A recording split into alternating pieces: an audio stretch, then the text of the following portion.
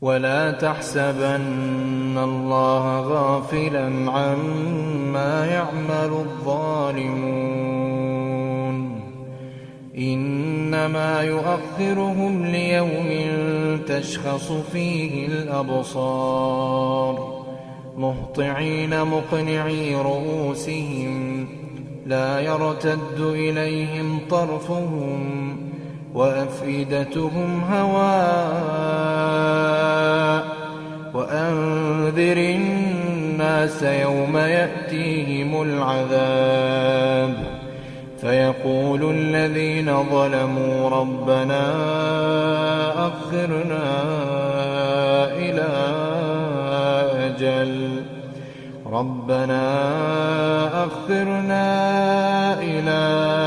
أجل قريب نجب دعوتك ونتبع